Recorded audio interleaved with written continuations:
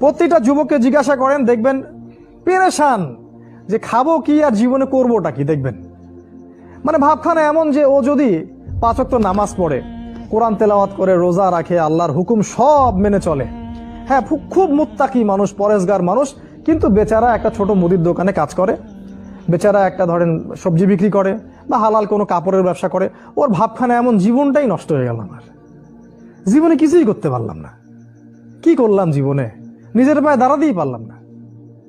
এই যে কনসেপ্টটা মাথার মধ্যে ঢুকিয়ে দিয়েছে, এটা ওই পশ্চিমাদের থেকে আসছে আর কি। পশ্চিমা থেকে দেশে দেশে, এই দেশ থেকে গভর্নমেন্ট এবং সমাজের মাধ্যমে সব যুবকদের মাথায় মাথায় জীবনে প্রতিষ্ঠিত হতে হবে, দাঁড়াতে হবে। এর মাধ্যমে আপনি কি বোঝাচ্ছেন? ওই ছেলেটা তো আল্লাহর কাছে অনেক বেশি পছন্দের, যে আল্লাহ পাকের সব হুকুম আহকাম মেনে চলে এবং হালাল খায়। মাশাআল্লাহ, আল্লাহ পাক তাকে সত্যবাদী নবীদের মর্যাদা দিবেন ইনশাআল্লাহ। একজন যে ব্যক্তি সৎ ব্যবসায়ী, সে ব্যক্তি নবীদের কাতারে থাকবে কিয়ামতের দিনে। দুনিয়াতে আপনি তাকে মনে করছেন যে এ হচ্ছে কিছুই করতে পারলো না জীবনে, নিজের পায়ে দাঁড়াতেই